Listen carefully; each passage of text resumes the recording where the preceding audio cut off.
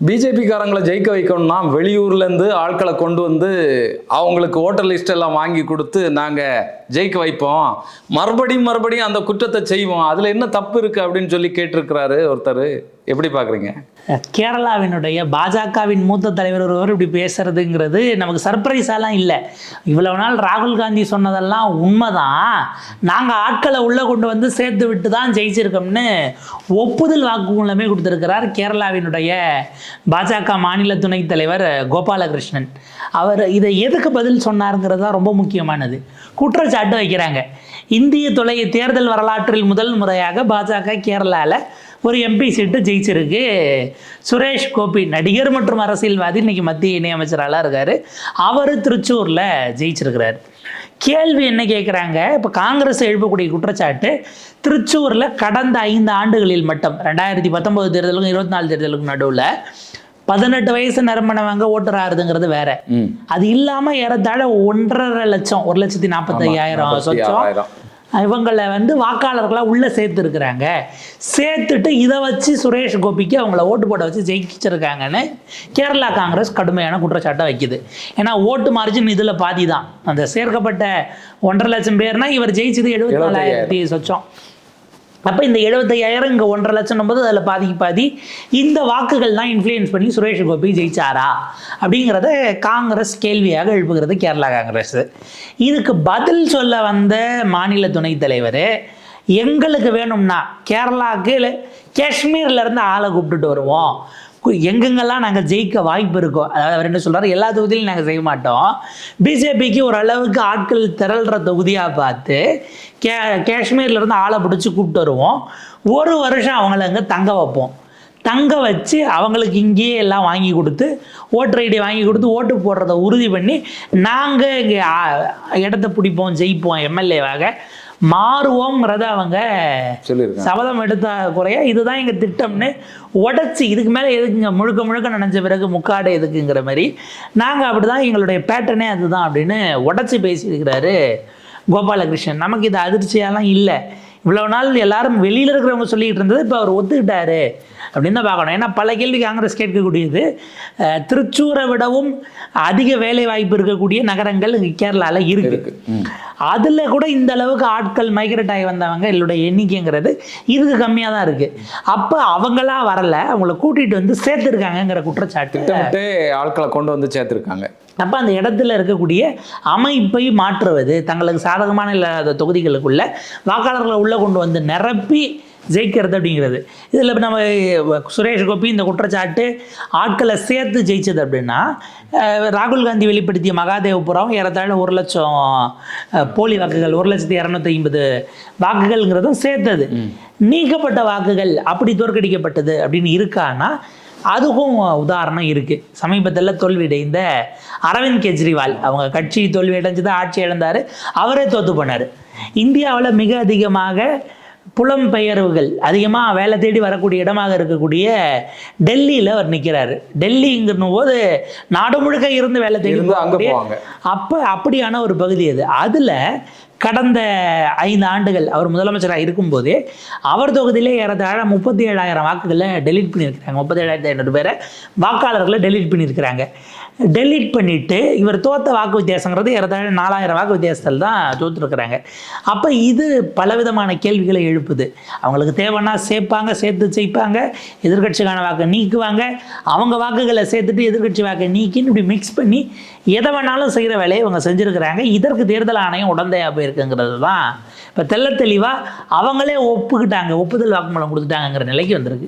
இல்லை, இது ரொம்ப திட்டமிட்டு, அதாவது இத்தனை வாக்கு கிடைக்குது, நமக்கு இவ்வளோ கிடைக்கிறதுக்கு வாய்ப்பு இருக்குது, அப்போ இவ்வளோ ஓட்டுகளை நம்ம சேர்ப்போம், ரொம்ப அக்யூரேட்டாக இந்த வேலையை செஞ்சுருக்காங்க போல் இருக்கேன். இல்லை, அது முழுக்க கோஆர்டினேட்டராக நடந்திருக்கு. ஏன்னா கிரவுண்டில் உங்களுக்கு வெறும் பிஜேபினா பிஜேபி கட்சி மட்டும், கட்சிக்கான உறுப்பினர்கள் இல்லை, ஆர்எஸ்எஸ்னு ஒரு அமைப்பு இருக்குது. இது போக அவங்களுக்கு பல கிளை அமைப்புகள், விஸ்வ இந்து பரிஷத்தில் தொடங்கி அகில பாரதியன்னு அவங்க ஒரு 5000 பல 100 அமைப்புகள், விவசாயிகளுக்கு தனி, வழக்கறிஞர்களுக்கு தனி, இப்படி பல விதமாக வச்சுருக்கிறாங்க. அவங்க கிரவுண்டில் வேலை பார்த்துக்கிட்டு இருக்கிறாங்க. நமக்கு இப்போ சமீபத்தில் இந்த ஆண்டு இல்லை போன ஆண்டினுடைய நீட்சியில் கூட ஆர்எஸ்எஸ்னுடைய 3 நாள் வருடாந்திர கூட்டம் கேரளாவில் நடத்தினாங்க. இருக்கிறாங்கிறதெல்லாம் நம்ம ஞாபகப்படுத்தணும். அவங்க கேரளா சென்ட்ரிக்கே ஒர்க் பண்ணுறாங்க. அவங்களுக்கு கம்யூனிஸ்டுகள் இருக்கிறது அப்படிங்கிறது அல்லது காங்கிரஸ் பலமாக இருக்கிறதுங்கிறது பெரும் சிக்கலாக இருந்துகிட்டு இருக்கு. கேரளாவினுடைய மண், கேரளாவும் தமிழ்நாடும் அவங்களுக்கு பெரும் ஜவாலாக இருக்குது. இதில் தமிழ்நாட்டை விடவும் கேரளாவை அவங்க குறி வச்சு, அதாவது ஆர்எஸ்எஸ் ஒர்க் பண்ணிக்கிட்டு இருக்கு நீங்கள் பிஜேபிங்கிற அமைப்பை தாண்டி. அப்போ உங்களுக்கான தரவுகளை முழுக்க ஆர்எஸ்எஸ் திரட்டி கொடுக்கிறதுங்கிற ஒரு பாயிண்ட் இருக்கு. கிரவுண்ட்ல இருந்து அவ்வளவு தீவிரமா இந்த வீட்டில இருந்து நமக்கு இத்தனை ஓட்டு விழுங்கிறத பிஜேபி விடவும் ஆர்எஸ்எஸ் வெறும் பிஜேபி எலெக்ஷன் போறதுங்கிறது கட்சிக்காரனுடைய மனநிலையா இருக்கும். ஆர்எஸ்எஸ் தேர்தல் வெற்றியை தாண்டி அவங்களோட போய் உறவை ஏற்படுத்திக்கிறது, நம்ம இந்துக்களா ஒருங்கிணையணும் அப்படிங்கிற இந்த விவகாரத்துக்கு அவங்க தொடர்ந்து இயங்கிக்கிட்டே இருக்கிறாங்க. பண்பாட்டு தளம்னு வருவாங்க, கலாச்சார தளம்னு வருவாங்க, இந்த இடத்துல பக்தியின் பேரனால வருவாங்க. இந்த டேட்டாங்கிறது அவங்களுக்கு இந்தியா முழுக்கவே அவங்களுக்கான அந்த கட்டமைப்பை உறுதி பண்ணியிருக்கு. அதனால தான் அந்த பிஜேபியை விடவும் பிஜேபி எலெக்ஷன் தான் இன்னைக்கு கட்சிக்காரங்கன்னும் போது ஒரு அதிகாரத்துக்கு வந்துட்ட பிறகு தேர்தல் மக்களை சந்திச்சா போதும்னு இருப்பாங்க. வேலை செய்ய அங்கே இருக்கக்கூடிய லோக்கல் கட்சிக்காரங்களும் அவங்களுக்கான அடுத்தக்கட்ட வளர்ச்சி ஆட்சியில் இருக்கும்போது நம்ம ஏர்ன் பண்ணாதான் உண்டுன்னு போகக்கூடியது போயிடுவாங்க. கேடஸ் இருப்பாங்கனாலும் அது அவங்க தொடர்ந்து மக்களுக்கான வேலைகளை செஞ்சு கொடுக்குற இடத்துல ஆளுங்கட்சியாக இருக்கும்போது இருப்பாங்களாங்கிற கேள்வி இருக்குது. ஆனால் ஆர்எஸ்எஸ் அவங்க ஓட்டுங்கிறது வருஷம் தேர்தல் வரும்போது கேட்போம், அதை தாண்டி இங்கே வேலை செய்வோங்கிறதுனுடைய ஒரு நீண்ட கால செயல் திட்டத்தோடு தான் அவங்க செயல்பட்டுருக்காங்கிறதுக்கு இது ஒரு வெளிப்பாடாக நம்ம பார்க்க வேண்டியிருக்கு. இப்போ கேரளாவில் 2 கட்சிகளுமே கம்யூனிஸ்டுகளும் அந்த குற்றச்சாட்டு வைக்கிறாங்க, காங்கிரஸும் வைக்கிறாங்க. அவங்களுக்குள்ளே மாற்றி வச்சுக்கிட்டாலும் பாஜக செஞ்சுருக்குங்கிறதுல ஏன்னா திருச்சூர் வந்ததை கேரளா மக்கள் அல்லது கேரளாவில் இருக்கக்கூடிய அரசியல்வாதிகள் நம்ம ஊரில் எப்படி அவன் ஜெயிச்சான். ஏன்னா நீங்கள் யோசிச்சிங்கன்னா அங்கே அவங்களுக்கு எம்எல்ஏ கிடையாது, ஆனால் ஒரு எம்பி ஜெயிக்கிறாங்க அப்படின்னா இதுவே ரொம்ப பெரிய அளவுக்கான ஏதோ பண்ணியிருக்காங்கங்கிறத அந்த சமயத்திலேயே குற்றச்சாட்டுகளாகவே எழுப்புனாங்க. சுரேஷ் கோபி அதில் ரொம்ப நேக்காக அதை ஹேண்டில் பண்ணிட்டாரு. நான் மத்திய இணையமைச்சர், ஏதாவதுன்னா நீங்கள் தேர்தல் ஆணையத்தை தான் கேட்கணும், நான் கருத்து சொல்ல முடியாது. ஏன்னா தேர்தல் ஆணையம் ஆட்களை சேர்த்ததுன்னா தேர்தல் ஆணையம், நீங்கள் என்ன கேட்காதீங்க அப்படின்ட்டாரு. அது ஆக்சுவலாக சினிமாவில் இருக்கிறவங்க யாரையுமே அரசியல் ரீதியாக எந்த கட்சியும் பகைச்சிக்காமல் நீக்கு போக்கா போகிறதுங்கிறது அந்த ஒரு பேட்டர்ன்லேயே அவர் இன்னமும் ஒரு தேர்தல் சினிமாக்காரராகவே செயல்பட்டுட்டாரோங்கிற ஒரு பார்வையும் இருக்குது. இல்லை, பத்திரிகையாளர்களை சந்திக்கிறதே ரொம்ப காலம் தாழ்த்தி தான் சந்திச்சார். போகிற இடத்துல எல்லாம் விரட்டிட்டு போகிற மாதிரி தான் இவங்க போனாங்க, பதில் சொல்லலை. கடைசியாக இப்படி சொல்லியிருக்கிறாரு. அப்போது பிஜேபி கிட்டத்தட்ட நாடு முழுவதுமே இப்படி ஒரு பேட்டர்னை செயல்படுத்திட்டு ரொம்ப காலத்துக்கு முன்னாலேயே இப்படி ஒரு திட்டத்தை போட்டு செயல்படுத்திட்டு அப்படிங்கிறது தான் இதுல இருந்து தெரிய வரக்கூடியது தான். இல்லை, இதில் என்ன குற்றச்சாட்டு வைக்கப்பட்டதுன்னா உங்களுக்கு மகாராஷ்டிரா, ஹரியானா, அப்புறம் இன்னொரு மாநில தேர்தல், இந்த 3 மாநில தேர்தல்களில் அவங்க மறைச்சு பண்ணதை இப்போ தேர்தல் ஆணையத்தை வச்சு எஸ்ஐஆருங்கிற முறையில் வெளிப்படையாகவே பண்ணுறாங்கங்கிற குற்றச்சாட்டு தான் எல்லாரும் வச்சாங்க. இந்த மகாராஷ்டிராவில் 4 மாதங்களுக்கு முன்பாக நாடாளுமன்ற தேர்தல் நடக்கிறது. 48 சீட்டில் 30 சீட்டு எதிர்கட்சிகள் பெருவெற்றி அப்படிங்கிற இடத்துக்கு அவங்க போகிறாங்க. அவங்க எதிர்கட்சியாக இருக்கிறாங்க. எதிர்கட்சி அங்கே அவ்வளோ பெரிய வெற்றியை பெறுகிறது. இந்த 4 மாதங்களுக்குள்ளாக ஆட்கள் சேர்க்கப்படுவதுங்கிறது அவ்வளோ 18 வருஷத்துக்கு முன்னாடி பிறக்கலைன்னு சொல்கிறாங்க. ஏன்னா அதுக்கு முந்தின 5 ஆண்டுகள் சேர்ந்ததும் இந்த 4 மாதங்களில் சேர்ந்ததுங்கிறது அதை விட கூடுதலாக இருக்குது. 5 வருஷம் பிறந்த பிள்ளைகள் இதாக சேர்றதுக்கும் இந்த 4 மாதத்தில் சேர்றது அதை விட அதிகங்கிறதே உங்களுக்கு பல சந்தேகங்களை எழுப்புச்சு. ஏன்னா 240 ஆகி அங்கே விழுந்த பிறகு பாஜக ஆர்எஸ்எஸ் கிட்ட மோடி போய் சரண்டர் ஆனார். மோடி அமித்ஷா ஒரு நெகோசியேஷனுக்கு ஒரு உரையாடலுக்கு வந்துட்டாங்க.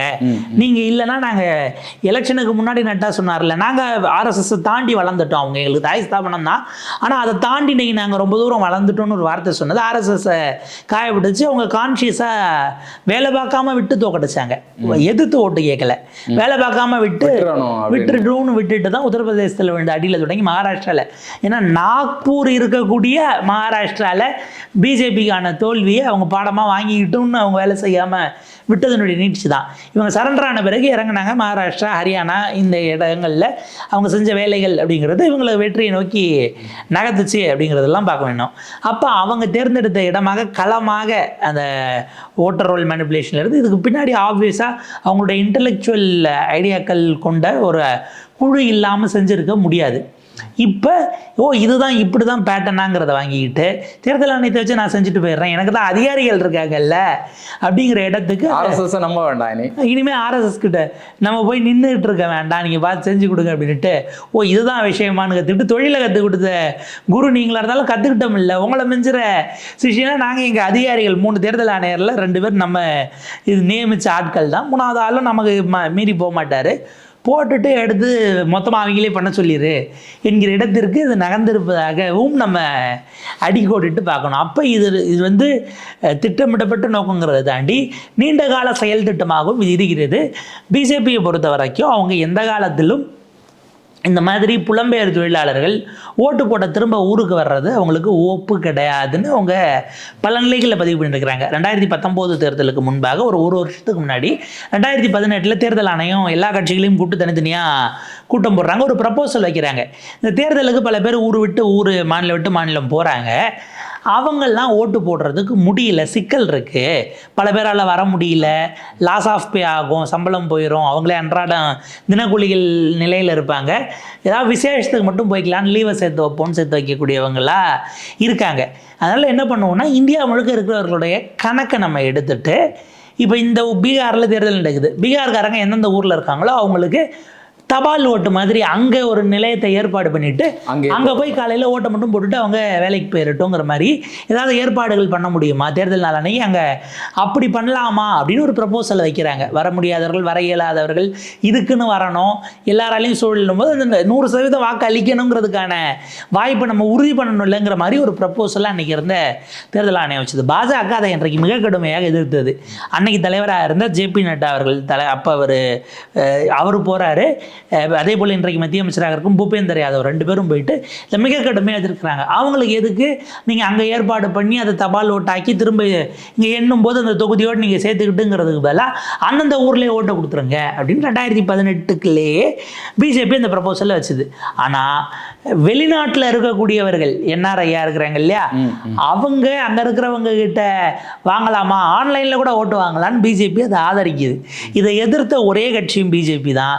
NRI வாக்கு போடணும்னா ஆதரிச்சு இந்தியாவுக்கே அவங்க வர முடியலனாலும் அங்கேருந்து போடலாம், அவங்களுக்கு உரிமை தானே அது அப்படின்னு பேசியதும் பாஜக தான். அப்போ வந்து பிஜேபிக்கான வாக்காளர்கள் அங்கே இருக்காங்க, அவங்க ஓட்டு போடட்டும் அப்படிங்கிறதுனுடைய அடிப்படையில் இதை பேசினாங்களா? ஏன்னா இன்னைக்கு RSS இந்துத்துவா உலகமயமாகவே அவங்க வேலைகளை பார்த்துட்டு இருக்காங்க, சர்வதேச அளவிலேயே அவங்களுடைய கால்குள்ளே பதிச்சிருக்கிறாங்க. வெளிநாடுகளில் உங்களுக்கு இந்துக்களாக ஒருங்கிணைவோங்கிற கேம்பெயின் அங்கே இருக்க இந்தியர்களிடம் செஞ்சுக்கிட்டு இருக்காங்க. மோடிஜி போகும்போதெல்லாம் அங்கே கண்ணீர் விட்டு இது பண்ணுறதுக்கு ஒரு NRI டீம்லாம் இது பண்ணுறாங்க இல்லையா, இவங்களுடைய NRI விங் அப்படிங்கிறது ரொம்ப ஸ்ட்ராங்காக இருக்குது. RSS இந்த ஏன்னா அங்கே நீங்கள் போகும்போது மைனாரிட்டிகளாக நம்ம இருக்கோம், நம்ம ஒருங்கிணைஞ்சே ஆகணும், நம்மளை ஒருங்கிணைக்கிறது நம்ம மதம் தான் அப்படிங்கிற ஐடென்டிட்டியை அவங்க கையில் எடுத்து பெரிய அளவுக்கு வேலை பார்த்துக்கிட்டு இருக்கிறாங்க. அவங்க பூரா நமக்கு தான் ஓட்டு போடுவாங்கிற நம்பிக்கையில் அங்கே கேட்டுட்டு இவங்க இங்கே இருக்கிறவங்க நம்ம இந்த ஊர் விட்டு ஊர் வந்து இருக்கிறோம், ஓட்டு போடக்கூட போக முடியலன்னு இருக்கிறவன்லாம் இந்த அரசின் மீது கோபமாக இருப்பான். அதை தாண்டி அவனுக்கான வரியிலேருந்து பல விஷயங்கள் நம்ம செஞ்சுருக்கோம். கோவிட் நேரத்தில் அவனை நடந்தே போக வச்சு இது பண்ணியிருக்கோம். இவங்கெல்லாம் வந்து ஓட்டு போடாமல் இருக்கிறதுங்கிறது நமக்கு எதிர் ஓட்டு விழாமல் போகிறதா தானே கணக்கு வரும் அப்படிங்கிறது. கோவிடை தாண்டி அடிப்படையில் அவங்க உழைக்கக்கூடிய மக்களுக்கு, ஒர்க்கிங் கிளாஸ்க்கு எந்த அளவுக்கு பாதுகாப்பாக இருந்தாங்கங்கிறது அவங்களுக்கே தெரியும். அதனால என்ன சொல்றாங்க, அந்தந்த மாநிலத்திலே அவங்கள வச்சு பண்ணிருங்க, எதுக்கு அவங்க வந்து ஓட்டு போடலன்னா அதுல இன்னொரு அர்த்தத்தை கேட்டால் இவங்க இப்பெல்லாம் இப்போ ஓட்டு போட்டு தான் தேர்தல் நடக்கணுமாங்கிற ஒரு அந்த மேட்டுக்குடி டோனும் அதில் இருக்குங்கிறத நம்ம அடிக்கோட்டுட்டு பார்க்கணும். அப்போ இது திட்டமிடப்பட்ட ஒரு விஷயமாக தான் பார்க்க வேண்டியிருக்கு. கேரளாவிலையும் இப்போ 2 பேருமே ரவுண்டு கட்டுறாங்க.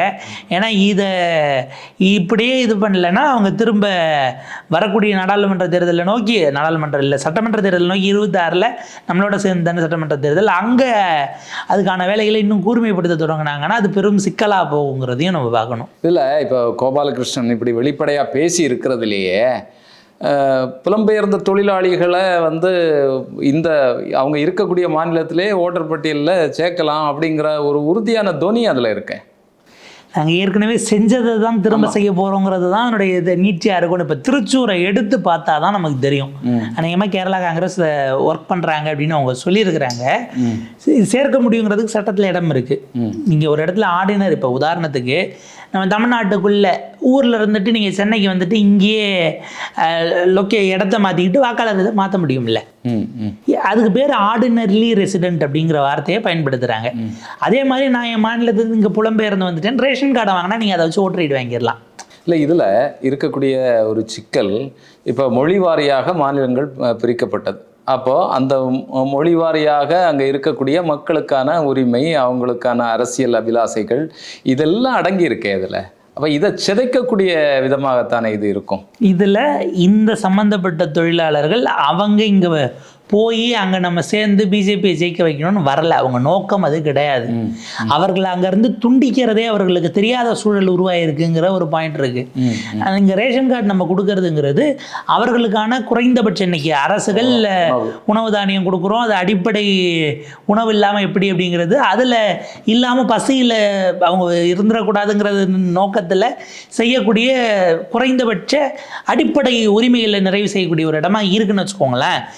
அவங்க தேர்தலில் இங்கே வாக்கு போட விரும்புகிறாங்களாங்கிறத அவங்ககிட்ட கேட்காமலே துண்டிக்கிறதுங்கிறது தேர்தல் ஆணையம் அவர்கள் மீது நிகழ்த்தக்கூடிய ஜனநாயக ரீதியிலான வன்முறைங்கிறத நம்ம அடிக்கோட்டுட்டு பார்த்துக்கணும். அவங்களுடைய ஓட்டு உரிமையை நீ திட்டமிட்டு பறிக்கிற இந்த அதிகாரமே உனக்கு கிடையாதுங்கிறத அவர்களை தேர்தல் ஆணையத்தை நோக்கி கேள்வி கேட்க வைக்கிறவர்களாக கூர்மைப்படுத்த வேண்டிய பொறுப்பு தான் இங்கே இருக்கக்கூடிய ஜனநாயக சக்திகளுக்கு இருக்குது. ஏன்னா இங்கே ஒரு கூட்டம் அவர்களை எதிரிகளால் சித்தரித்து அவர்களால் தான் இங்கே தமிழ்நாட்டுக்குள்ளே இருக்கிற வேலையெல்லாம் பறிபோச்சு அப்படிங்கிற நிலைக்கு கொண்டு போயிட்டு, அதாவது அவங்க வேலை தேடி வந்தவங்க, நீங்கள் அவர்களை அந்த நிலைக்கு கொண்டு வந்த அமைப்பு முறையை நோக்கி கேள்வி எழுப்புவதும், அவர்களை இதே நிலையில் வச்சுருக்கக்கூடிய அங்கே ஆளக்கூடிய அரசுகளை நோக்கி கேள்வி கேட்பதும் இதெல்லாம் சரியானதாக இருக்கும். இவங்க பிரச்சனைக்குரியவர்களா அப்படின்னா அந்த இடம் அதை நம்ம ஒரு தீர்க்கமான பார்வையோடு ரொம்ப தெளிவாக அணுக வேண்டிய ஒரு சிக்கலான இடம்.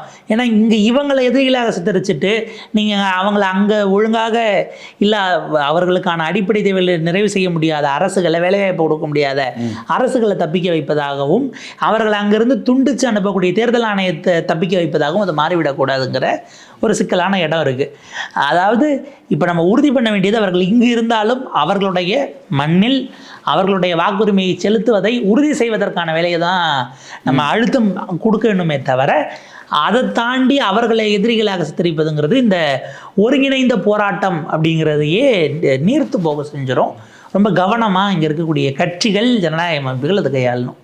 இல்லை, இதில் நீங்கள் சொன்ன ஒரு பதிலேருந்தே ஒரே நாடு ஒரே ரேஷன் அட்டை இருக்குல்ல, அதுவே இதுக்கான ஒரு தொடக்கமாக அவங்க செஞ்சிருக்க கூடுறதுக்கான வாய்ப்பு இருக்குதா? அவங்களுக்கு ஆர்எஸ்எஸ்னுடையங்கிறது ஒரே நாடு ஒரே அரசு, அதுக்கு ஒரே தலைமை அதிகாரிங்கிற இடம்தானே தவிர மாநிலங்கள் இருப்பதையே அவர்கள் விரும்புவதில்லை. மொழிவாரி மாநில பிரிப்புக்கு எதிரானது ஆர்எஸ்எஸ்.